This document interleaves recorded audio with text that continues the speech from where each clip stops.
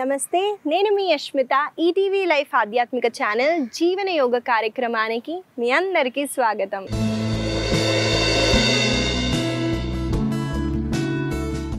ఎలా ఉన్నారండి మీరంతా? నేనైతే చాలా బాగున్నానండి. మీరందరూ కూడా బాగుంటారు, ఎందుకంటే మీరు జీవన యోగాని అలవాటు చేసేసుకున్నారు కాబట్టి. ఇవాళ మన సాధన మొదలు పెట్టే ముందండి ఒక చిన్న విషయం అండి, మీరు గమనించే ఉంటారని నేను అనుకుంటున్నానండి.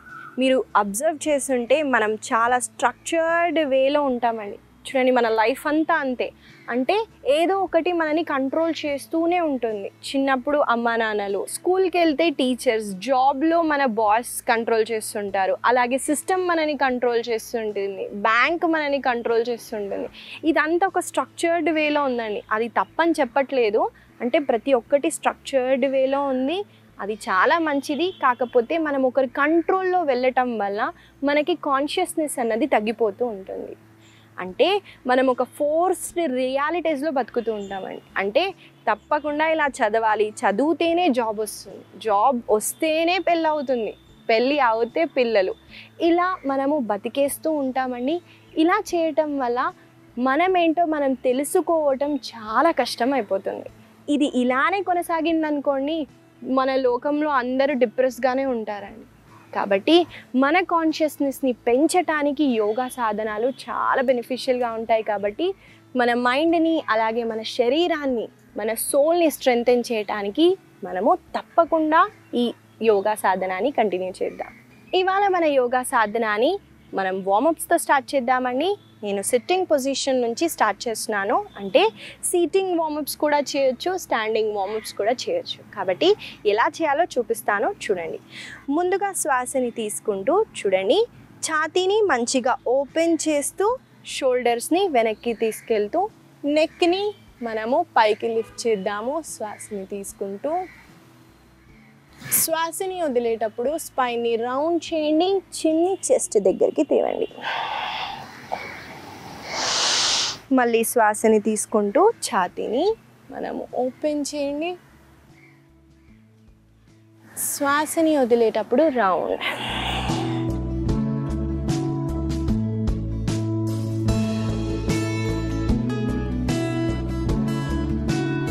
కంటిన్యూ చేద్దామండి, నాతో పాటు మీరు చేయండి.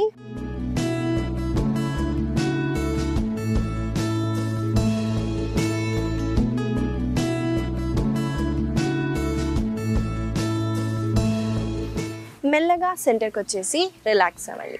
దీని మనము స్పైన్ మీద చాలా వర్క్ చేసామండి, అలాగే లంగ్ కెపాసిటీని మనం పెంచడానికి ఈ స్ట్రెచ్ అయితే చేసాము. గుర్తుపెట్టుకొని చేయడానికి ట్రై చేయండి. నెక్స్ట్ మనం రెండు చేతుల్ని ముందుకి స్ట్రెచ్ చేస్తున్నాము. చేతు వేలు పైకి పాయింట్ చేస్తుంది, చూడండి. ఇక్కడ శ్వాసని తీసుకోండి, శ్వాసని వదిలేటప్పుడు చేతు వేలని డౌన్. మళ్ళీ శ్వాసని తీసుకుంటూ పైకి, మళ్ళీ డౌన్. ఈసారి ఏం చేద్దామంటే అండి, చూడండి, నేను ఎడమ చేతిని కుడి చేతితో వెనకాల వైపున పుష్ చేస్తున్నాను. శ్వాసని తీసుకుంటూ, శ్వాసని వదులుతూ మళ్ళీ కింద వైపున పుష్ చేయండి. ఈసారి నేను ఎడమ చేతితో కుడి చేతిని చేస్తున్నాను, చూడండి.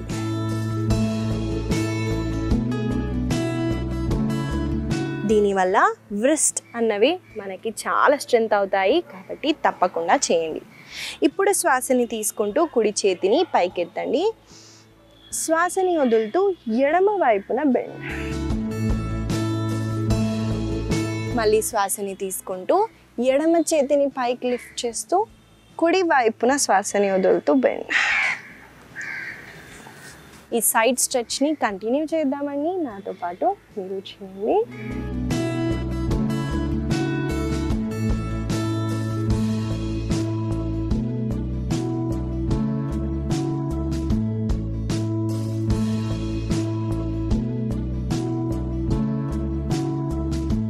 మెల్లగా సెంటర్కి వచ్చేసి రిలాక్స్ అవ్వండి. ఈసారి రెండు కాళ్ళని ముందుకి స్ట్రెచ్ చేయండి. చేసిన తర్వాత కుడి కాళ్ళని ఎడమ తొడ పైన పెట్టండి. శ్వాసని తీసుకుంటూ కుడి మోకాళ్ళని మీ ఛాతీ వైపున పుష్ చేయండి. శ్వాసని వదిలేటప్పుడు కుడి మోకాళ్ళని కింద వైపున పుష్ చేయండి. దీనివల్ల హిప్ అన్నది చాలా బాగా ఓపెన్ అవుతుంది. కాబట్టి కంటిన్యూ చేయండి. హిప్ అన్నది చాలా మందికి స్టిఫ్గా అయిపోతుందండి. కాబట్టి ఒక వయసు వచ్చిన తర్వాత వాళ్ళకి కింద కూర్చోవటం కూడా చాలా కష్టమైపోతుంది. కాబట్టి తప్పకుండా హిప్ని మనం మొబిలిటీ చేయటానికి ఈ స్ట్రెచెస్ అనేవి చాలా బెనిఫిషియల్గా ఉంటాయి.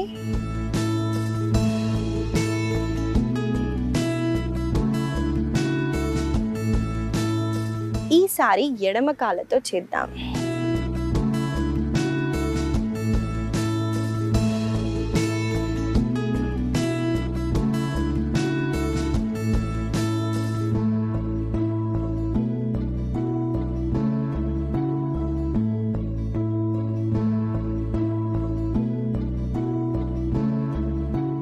మెల్లగా ఎడమ కాళ్ళని రిలాక్స్ చేయండి.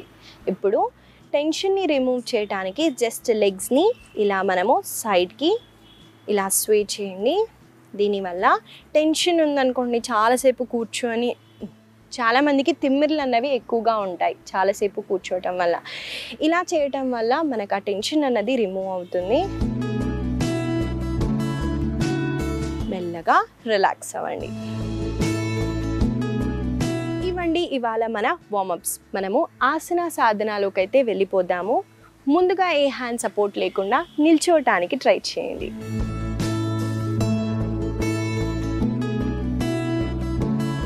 ఇవాళ మన ఆసన సాధనలో మొదటిగా చేయబోయే ఆసన పేరు పరివృత త్రికోణాసన. ముందుగా చూసేద్దామండి ఆసన ఎలా చేయాలో, తర్వాత కలిసి చేద్దాం. ఈ ఆసన చేయటానికి ముందుగా మనము తాడాసన నుంచి స్టార్ట్ చేయాలండి. కాబట్టి నేను చూడండి టాప్ ఆఫ్ ద మ్యాట్కి వచ్చేసాను. ఇప్పుడు మెల్లగా ఎడమ కాళ్ళని వెనక్కి తీసుకెళ్ళండి. చూడండి కుడి కాళ్ళని 90 డిగ్రీస్లో పెట్టాను. అలాగే ఎడమ కాళ్ళని 45 డిగ్రీస్ లోపల వైపున పెట్టాను. శ్వాసని తీసుకుంటూ రెండు చేతుల్ని మనము షోల్డర్స్కి ఇన్లైన్ చేస్తూ స్ట్రెచ్ చేస్తాము. శ్వాసని వదిలేటప్పుడు చూడండి, శ్వాసని వదులుతూ ఎడమ చేతిని కుడి కాళ్ళ దగ్గర ప్లేస్ చేస్తూ మనము మంచిగా ట్విస్ట్ అవుతూ పైన వైపున చూడండి.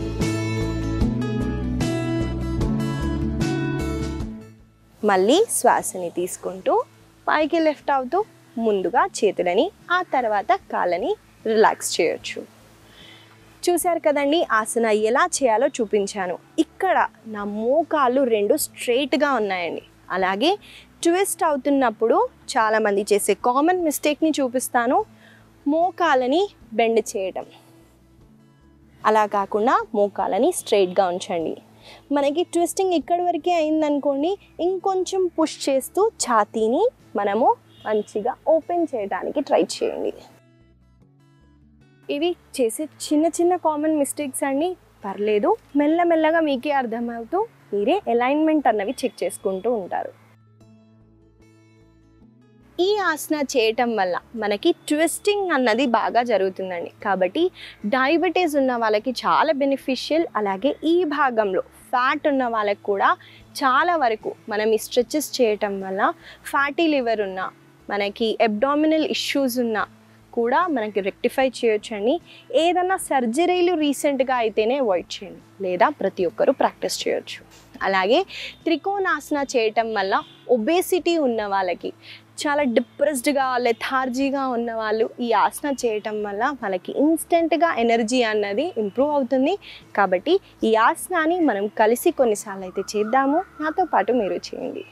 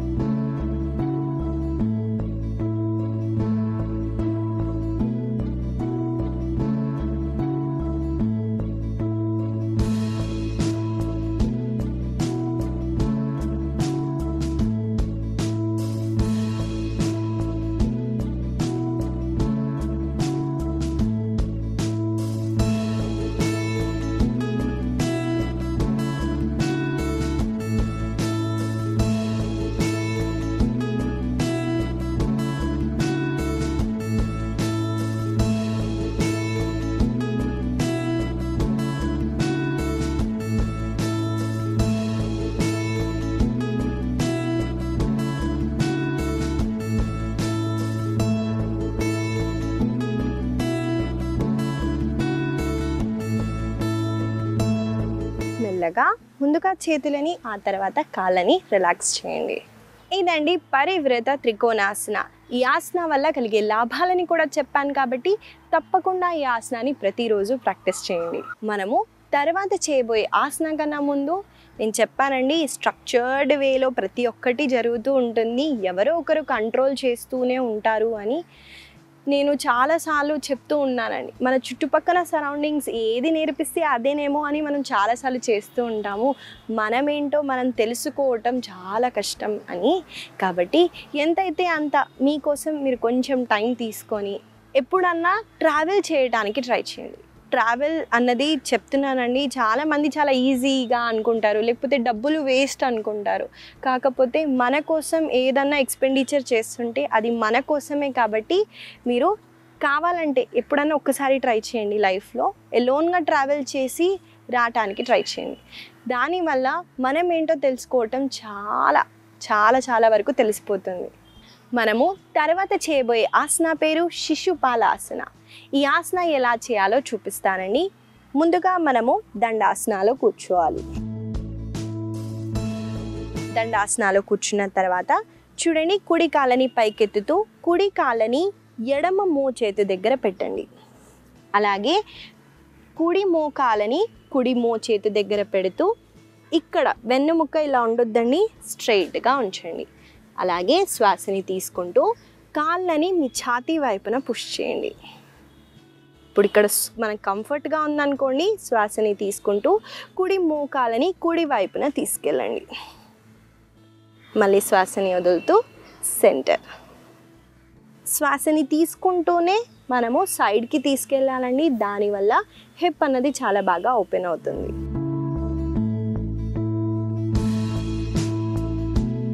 కొంచెం మనం ఫాస్ట్ పేజ్లో కూడా చేయొచ్చు, కంఫర్టబుల్గా ఉంటే చేయండి.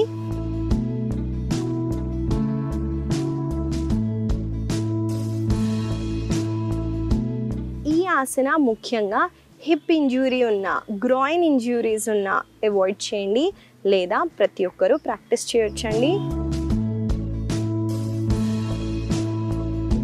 మెల్లగా కుడి కాళ్ళని రిలాక్స్ చేస్తూ ఎడమ కాళ్ళతో కూడా చేస్తాము. ఇదండి శిశుపాలాసన. ఈ ఆసన వల్ల హిప్ అన్నది చాలా బాగా ఓపెన్ అవుతుంది. మనం సైడ్కి తీసుకెళ్ళినప్పుడే ఆ స్ట్రెచ్ని అయితే మనం ఫీల్ అవుతామండి. కాబట్టి హిప్ ఓపెన్ అవ్వాలంటే, అంటే ఎమోషన్స్ ఎక్కువగా అక్కడ స్టోర్ చేస్తాము, మన బేస్ చక్రాస్ అన్నవి చాలా తొందరగా బ్లాక్ అవుతాయండి. మనకి లేజీ ఉన్నా, లెథార్జీ ఉన్నా మనం అనుకుంటాము బద్ధకం వేస్తుంది, ఎందుకు వేస్తుందో తెలీదు అని. కాకపోతే మూలాధార చక్ర, ఏదైతే బేస్ చక్ర ఉంటుందో అది బ్లాక్ అవుతుందనుకోండి, లేజినెస్ అన్నది ఆటోమేటికల్గా ఉంటుంది. కాబట్టి ఈ చక్రాస్ని ఎలా యాక్టివేట్ చేయొచ్చు, బటన్ వేసి అయితే చేయలేం కదండి. కాబట్టి ఏదో ఒక ఫిజికల్ ఫామ్ చేస్తూ ఉండటం వల్ల మన ఎనర్జీ అన్నది ఎన్హాన్స్ అవుతుంది. కాబట్టి మనము ఈ ఆసనాలని చేస్తాము.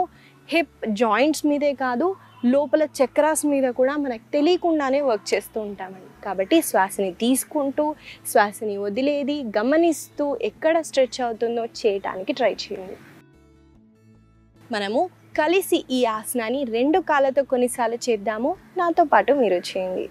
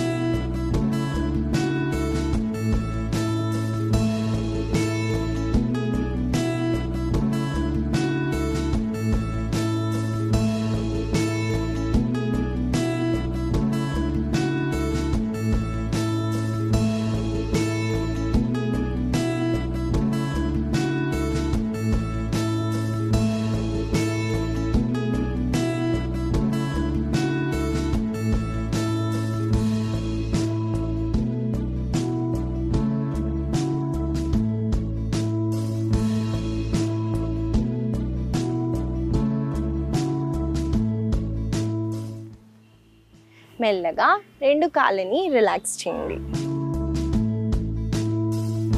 ఇదండి శిశుపాలాసన.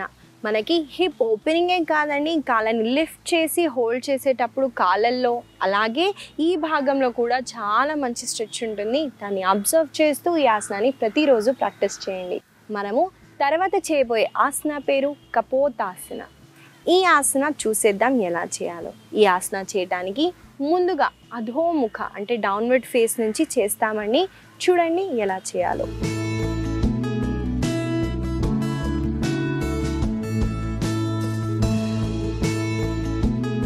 ముందుగా మనము అధోముఖాలోకి వస్తామండి. శ్వాసని తీసుకుంటూ చూడండి, కుడి కాళ్ళని ఎంత అయితే అంత పైకి ఎత్తండి. ఇప్పుడు శ్వాసని వదులుతూ కాళ్ళని ఫోల్డ్ చేస్తూ కుడి మోకాళ్ళని రెండు చేతు మధ్యలోకి తీసుకొని రండి. వన్స్ ఈ పొజిషన్కి వచ్చిన తర్వాత చూడండి, వెనకాలన్న కాళ్ళని రిలాక్స్ చేస్తూ మనము శ్వాసని తీసుకుంటూ ఛాతీని ఓపెన్ చేస్తూ పైన వైపున చూడండి.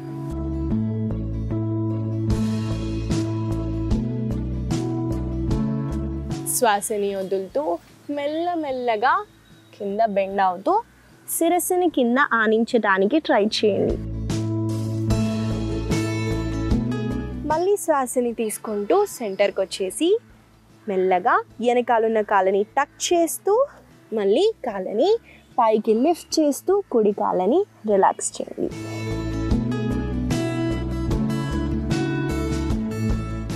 ఇదండి కపోతాసన.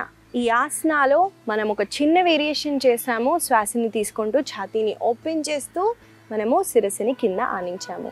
ఈ ఆసన చేయటం వల్ల కూడా హిప్ అన్నది చాలా బాగా ఓపెన్ అవుతుంది. ఆడవాళ్ళకి ఇన్ఫర్టిలిటీ ఇష్యూస్ ఉన్న వీళ్ళకి చాలా మంచిదండి. అలాగే మనము ఓపెన్ చేసేటప్పుడు లంగ్స్ని ఎక్స్పాండ్ చేసామండి, కాబట్టి లంగ్ కెపాసిటీ అన్నది ఇంప్రూవ్ అవుతుంది. కాబట్టి లంగ్స్ ఇష్యూస్ ఉన్న, హార్ట్ ఇష్యూస్ ఉన్న వాళ్ళకి చాలా బెనిఫిషియల్గా ఉంటుంది. మనము బెండ్ అయ్యేటప్పుడు మైండ్ని కామ్ చేస్తున్నామండి. ప్రతి ఒక్కటి శ్వాసని తీసుకుంటూ ఇలాంటి స్ట్రెచెస్ చేయటం వల్ల మీరే డిఫరెన్స్ అన్నది చాలా బాగా గమనించవచ్చు. ఈ ఆసనాన్ని మనం కలిసి కొన్నిసార్లు అయితే చేద్దాము. నాతో పాటు మీరు చేయండి.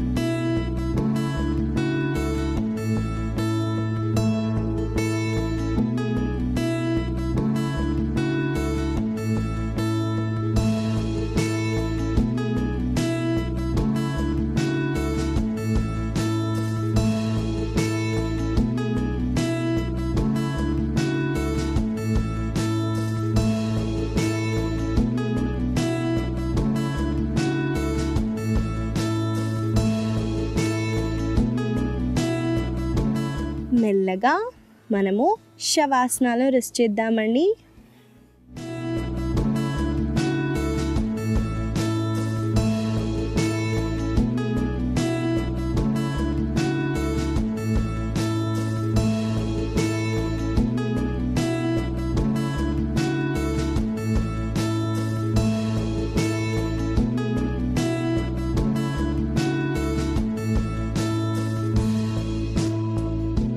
మనము ఏ యోగా సాధన చేసిన తర్వాత అయినా ముఖ్యంగా ఫిజికల్ యాక్టివిటీ చేస్తే శవాసనాలో రెస్ట్ చేయాలండి. అలా కొన్ని క్షణాలు శ్వాసని గమనిస్తూ శరీరాన్ని అబ్జర్వ్ చేయడానికి ట్రై చేయండి.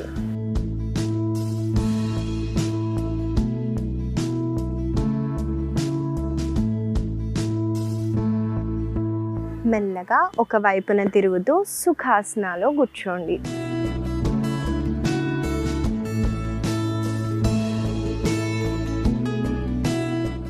ఇదండి కపోతాసన. ఈ ఆసన వల్ల కలిగే లాభాలను చెప్పాను కాబట్టి తప్పకుండా ఈ ఆసనాన్ని ప్రతిరోజు ప్రాక్టీస్ చేయండి. ఇవండి ఇవాళ మన ఆసనాలు. మనం ముఖ్యంగా హిప్ ఓపెనింగ్ ఆసనాలను అయితే చేసాము. వీటిని గుర్తుపెట్టుకుంటూ రోజు పొద్దున సాయంత్రం వేళల్లో తప్పకుండా ప్రాక్టీస్ చేయండి. ఇవాళ నేను మీకు ఇచ్చే చిన్న సలహా ఏంటంటే అండి, చాలామంది టీలు కాఫీలు అవాయిడ్ చేయడానికి తెల్లవారుజామున లేచి ఈ కోల్డ్ వెదర్కి ఏదైనా వెచ్చగా తాగాలి అని అనుకున్న వాళ్ళకి, డైజెషన్ ఇష్యూస్ ఉన్న వాళ్ళకి చాలా బెనిఫిషియల్ అండి.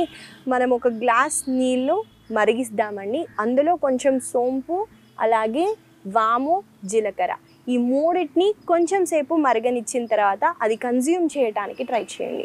దీనివల్ల మీకు ఏదో వేడిగా తాగాలన్నది కూడా పోతుంది, అలాగే డైజెషన్ కూడా ఇంప్రూవ్ అవుతుంది. ఈ చిన్న సలహా మీకు ఉపయోగపడుతుందని ఆశిస్తూ మళ్ళీ కలుద్దాం.